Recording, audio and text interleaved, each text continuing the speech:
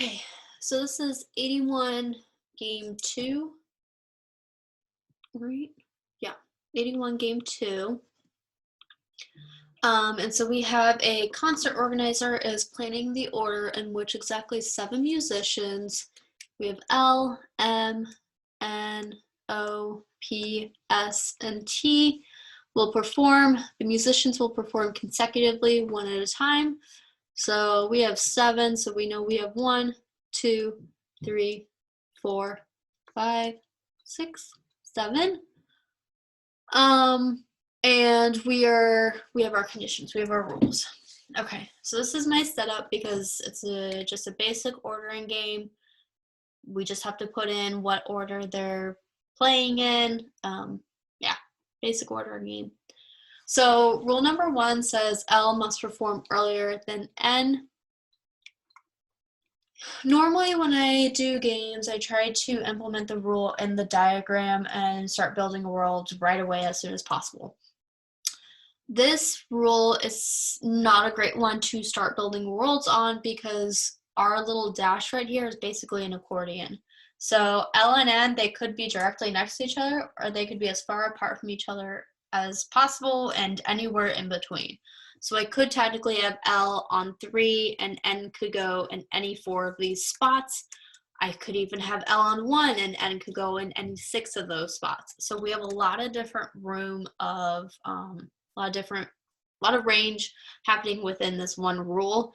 And when we make worlds, we're looking for the most restrictive rule. So this is a rule that I would not start with. You're going to come up with so many different worlds that are just a waste of time. There's probably something a little more restrictive within the rules that we can start with. So we're just going to write it to the side and we'll revisit it once we kind of start playing around here. So next rule says M must perform earlier than T. Again, this is pretty much the same thing as rule 1, just different variables. So because our accordion can go as far apart or as close together as possible and we have 7 spots, not a great rule to start with. It has a lot of different possibilities.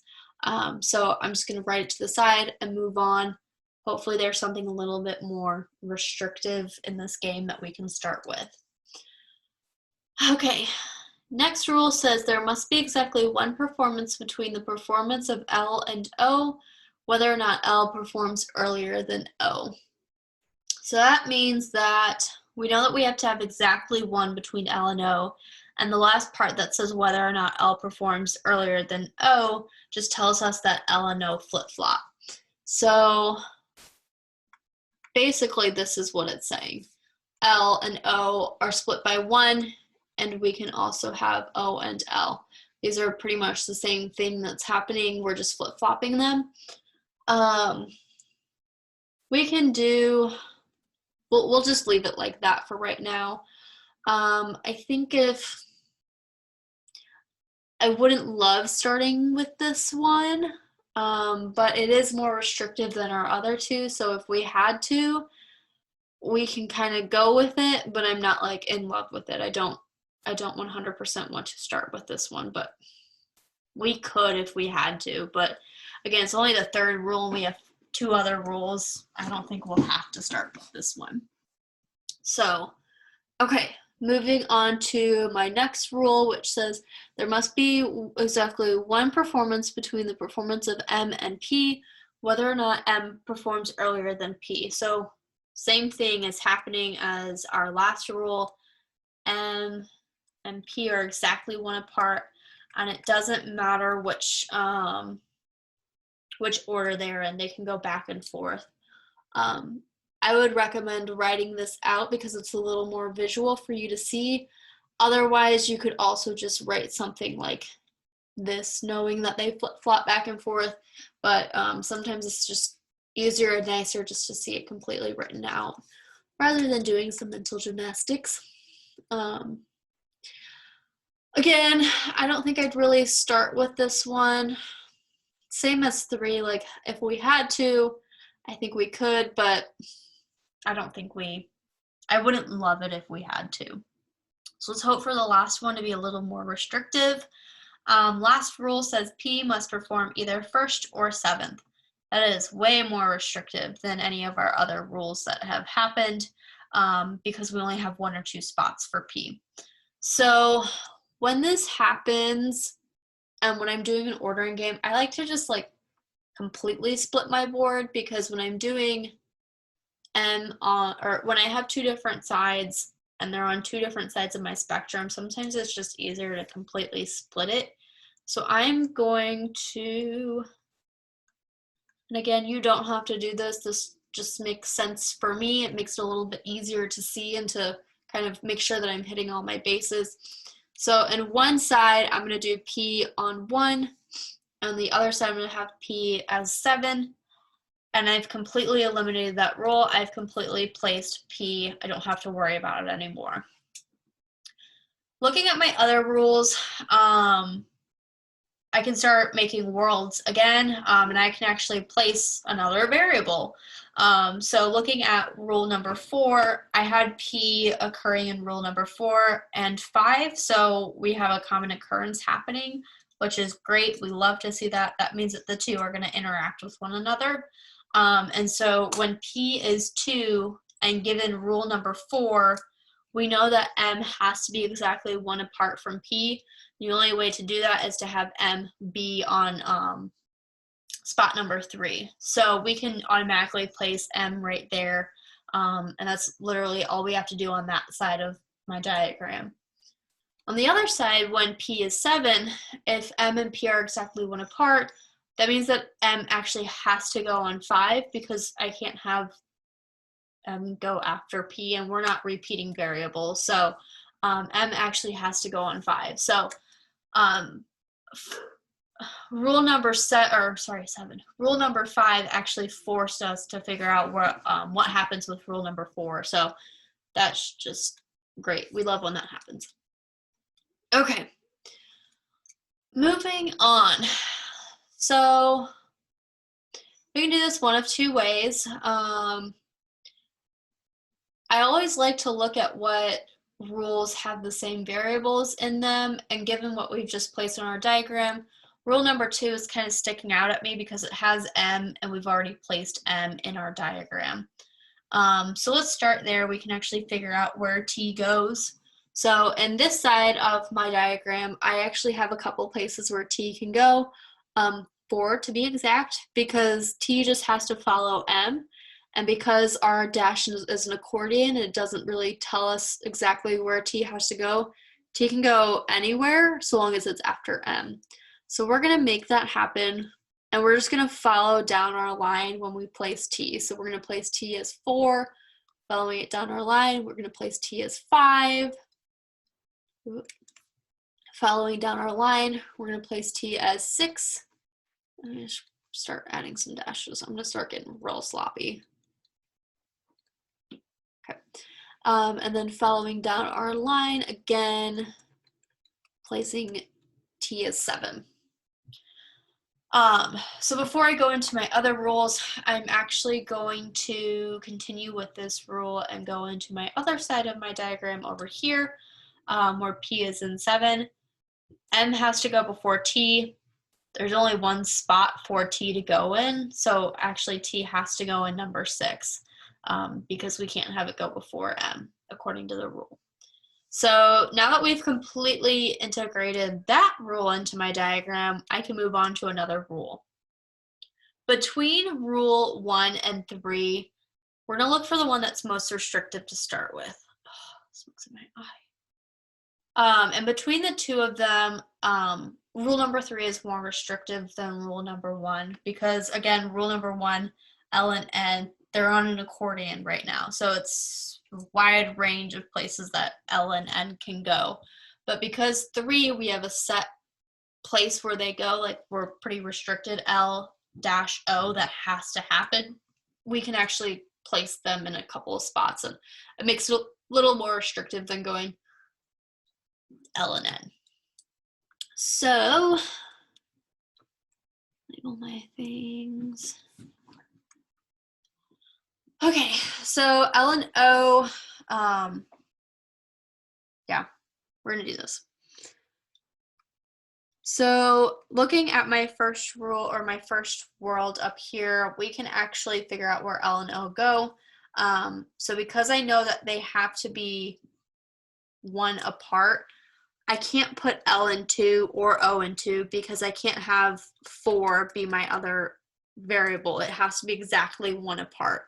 So the only place where that happens and that I could have that happen is 5 and 7, my O and my L flipping in 5 and 7. So we're going to make that happen.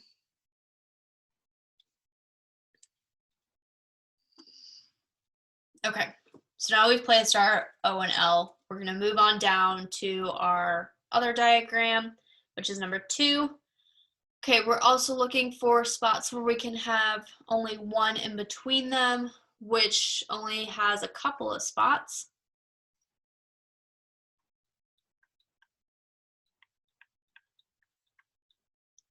So we can have L and O here. How do I want to do this? So I'm not drawing so many. We'll just extend it. Okay, so we can have L and O here, and we can flip those around, right? So we're gonna make that happen. Or we could have L and O as 4 and 6. And again, we can flip those around. So we're gonna do that.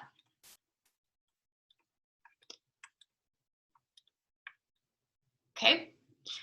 Moving on to our third world, looking to see where we can place L and O. We only have a couple of spots, so we're gonna make that happen. So, I'm getting sloppy now. Can't get sloppy. So we could have it be where L and O is in 2 and 4. That could happen. And again, they can flip-flop, so we're gonna make that happen. We can also have it be with, what was it, 5 and 7. So we can actually flip-flop those. So L, O.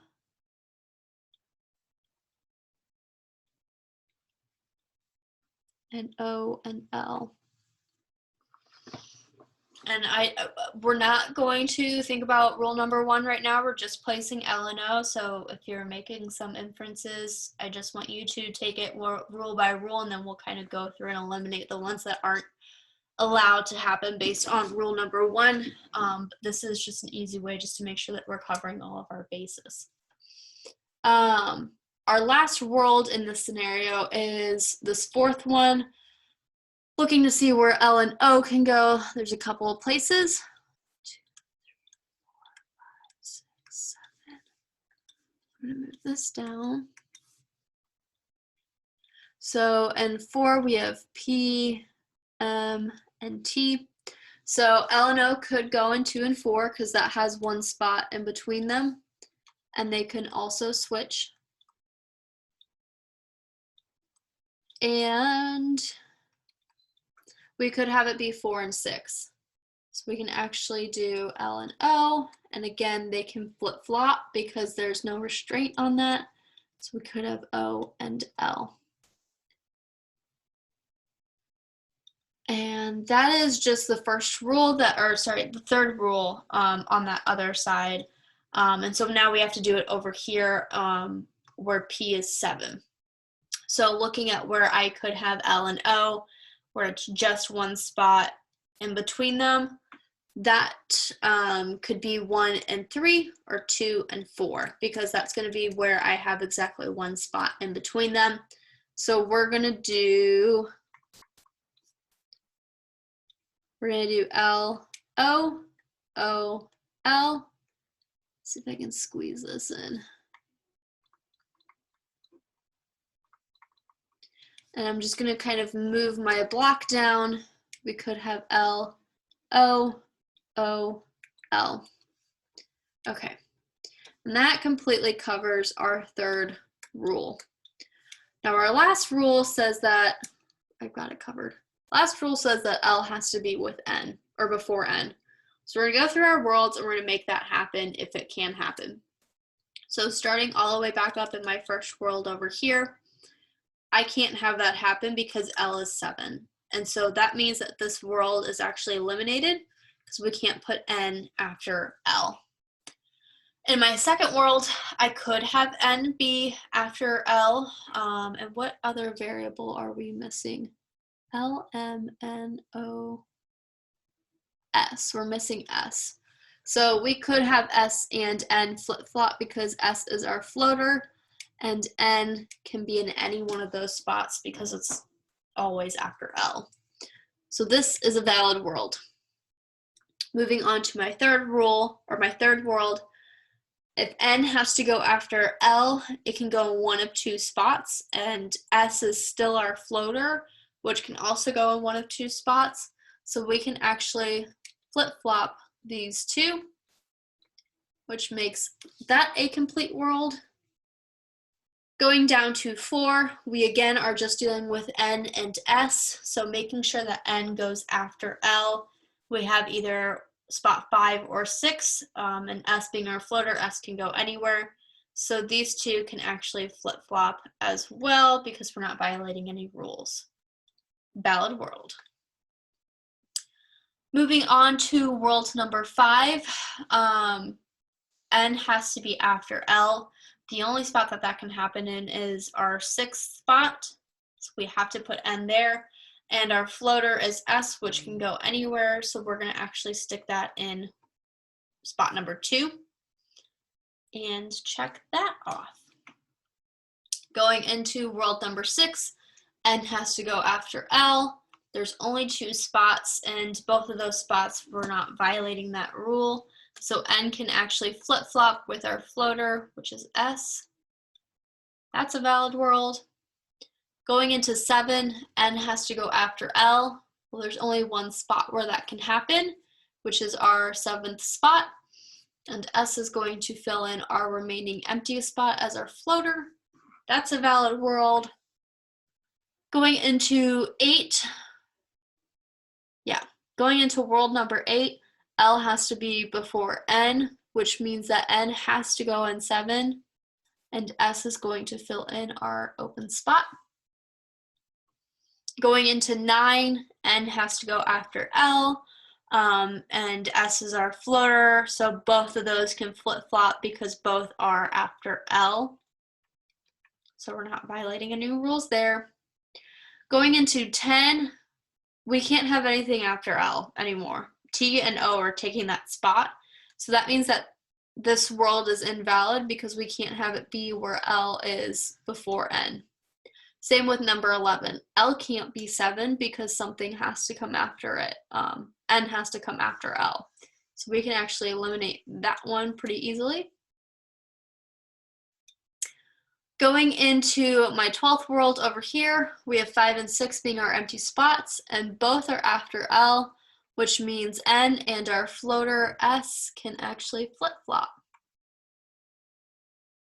Number 13, L has to go before N, which is number 5, our only spot after L, and S is going to fill in that spot, that empty spot. Number 14, L is 6 and T is 7, which means that we cannot abide by our first rule. So this one is completely out. Cool. 4 more worlds.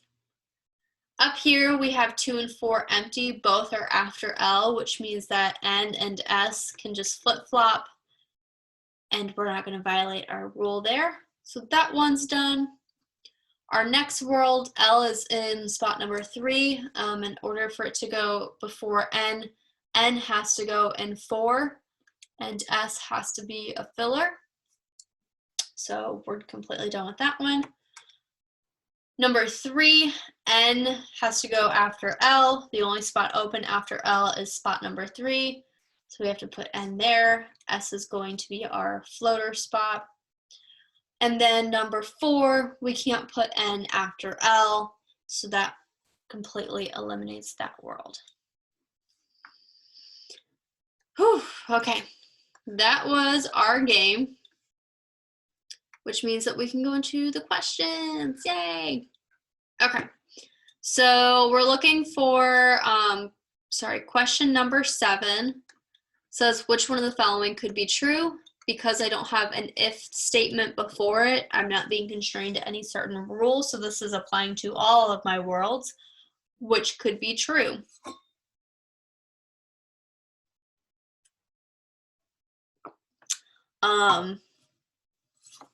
Yeah, and could be true. We're just looking for something that happens at least once.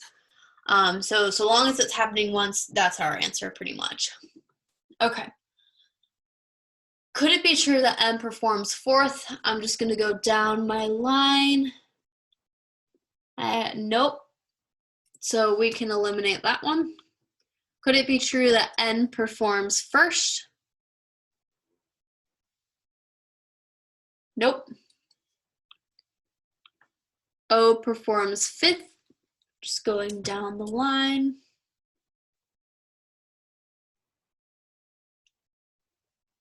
Nope. I can eliminate that one. S performs seventh.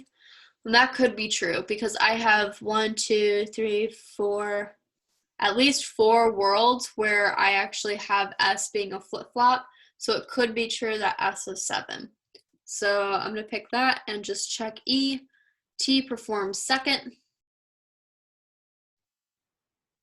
Nope.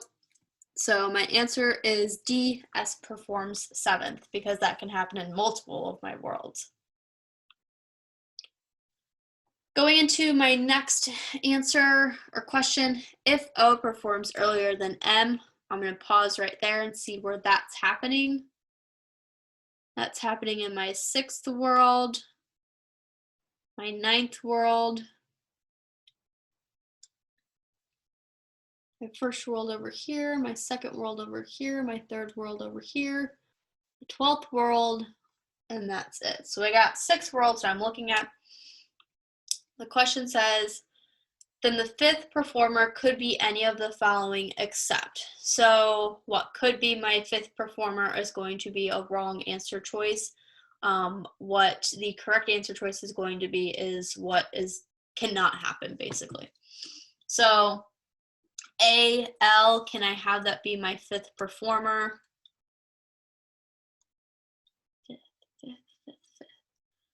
No, so I'm kind of liking that one. I might pick that one, but I hate when the answer choice is A because I need to make sure. Could it be true that M is the 5th performer? Could be true in 3 of my worlds, so that one's wrong because we're not looking for that.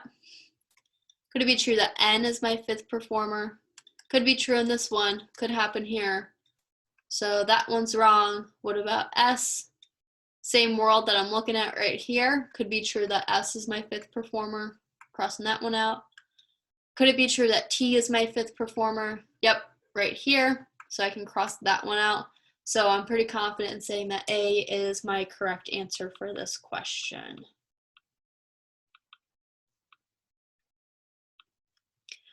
Number 9 says, which one of the following cannot be the 3rd performer?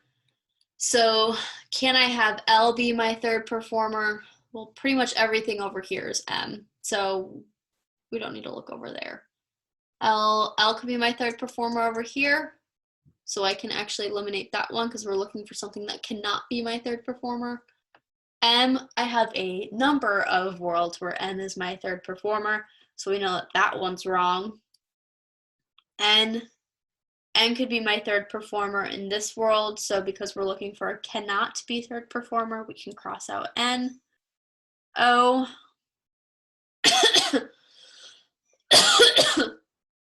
O can be my 3rd performer up here.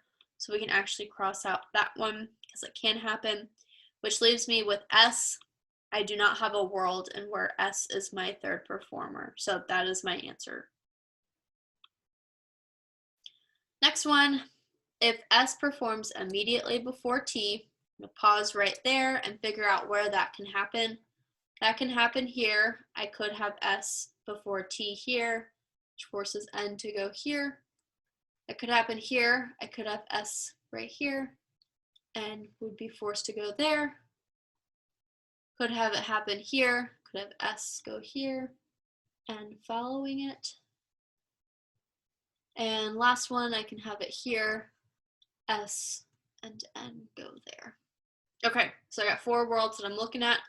What am I being asked about? Which one of the following cannot be true? Oh my god, we have a lot of cannot be trues in this game. Okay, so again, cannot be trues can be attacked by finding what could be true and knowing that they are actually the wrong answer. So 4 of my wrong answers are going to be what could be true. My correct answer is not going to happen in any of my worlds. So answer choice A, L performs second. I can have that happen in 2 of these worlds. So because that this is happening, okay, I just got, okay. Thank you. 5-minute timer. Okay, so yeah, because I'm having it happen where L is performing second in 2 of my worlds, I can actually cross out this one. L performs fourth. I can have that happen in my 9th world. Just because I can have it happen, I can cross that out because we're looking for something that cannot happen. S performs 5th. I can have that happen right here in my 3rd world. I can have that happen, so I can cross that one out because we're looking for something that 100% cannot happen. T performs 5th. I do not have a world where that's happening, so I'm going to pick that one, but we're going to check E. T performs 7th. I can have that happen in my 4th world and in my 12th world, so I can actually cross that one out as well. So my answer choice is D. T performs 5th. That cannot happen in any of the worlds that we've narrowed ourselves into. Okay. Next one, the order in which the musicians perform is completely determined if which one of the following is true. So when we look for a completely determined question, we're looking for a world that is completely unique. It does not have multiple worlds where it's happening in, and all my variables are known where they're placed. So I think it's a little bit easier to explain this question type when you see it. So we'll just kind of go through the answer choices, and I think it'll make it a little bit more clear what I mean by like our answer choice is going to produce a unique setup.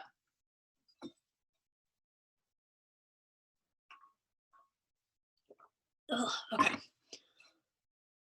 So A says L performs 4th. I have an L performing 4th here and an L performing 4th there. The moment that I see 2 worlds where the answer choice is happening, I know that it cannot be true. Even if I have a world where, like over here, I know where all my answer choice or all my letters are in this world, and I know where they all are over here. I'm still producing 2 different worlds. So if someone asks me, can you completely tell me where P, or that doesn't really work. Can you completely tell me where N goes when L is 4th? I can't because N is going in 2 different places here. So what I mean by it's completely determined is every single time this variable is in this place, it's going to produce a completely unique world where I know exactly where all my letters are going. So because I even though I know where my letters are going when L is 4th in a couple different worlds, I'm not having letters flip around, I don't know exactly where that letter is going. So a good way to kind of test yourself is pick a letter within your scenario and ask yourself, do you know 100% where this letter is going to be? So for example, in between 13 and 7, I picked N because N actually flips around in both the worlds. N is in 5th on my 13th world, N is in 7th on my 7th world. So I don't know exactly where N is going when I know that L is in 4th, which completely eliminates this answer choice because I don't know completely where my letters are. Hopefully that makes sense, but we'll keep going. Hopefully it'll make a little more sense.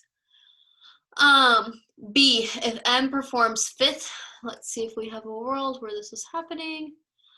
I can immediately eliminate this because I have 3 different worlds where M is 5th and all my letters are kind of going all over the place. I do not 100% know where all my letters are, so I can eliminate this world, or this rule, or sorry, this answer choice. I can eliminate that answer choice. Moving on to C, N performs fourth. Okay, that can happen here. That can also happen here. So because I have two different worlds where it's being produced, where N is fourth, I don't know exactly where all my variables are going to go. Which variables are flipping? O and L are flipping in those two worlds, between those two worlds. So that means that if someone asks me, do you know exactly where L is when N is fourth? I don't, because L can either be in first or it can be in third. So it doesn't completely determine where all my variables are going to go. So I can actually eliminate this one, this answer choice. Next answer choice, D, O performs third. That's happening here. So what's nice is I actually can, I'm only left with one world, which is great. That's a great start. But I have two variables that are flip-flopping with one another, N and S. So it doesn't completely determine where my letters are going, because N could be in second or N could be in fourth. Both of those, if I split those, if I break this world up and make it so N is in second, N is in fourth, I have two separate worlds. So it doesn't completely tell me where my variables are going. So I can actually eliminate D as well. Last one, S performs first. That's only happening in this world, and all of my letters are placed. So because it only happens once, I'm only having one world where S is in first, and all of my letters are placed in an exact place. They're concrete, we're not flipping. This is going to be my answer choice. This completely determines where my letters are going to go. I know exactly where L is going to go. I know exactly where O is going to go. I know exactly where P is going to go. I know exactly where all my letters are going to go when S is first. So that's why this is our correct answer choice. And that's the game. Hopefully this helped a little bit. If you have any questions, please let me know. But this is a fairly average ordering game, so definitely one to practice before your test, because this is going to be something that you are definitely going to see on your test. But let me know if you have any questions.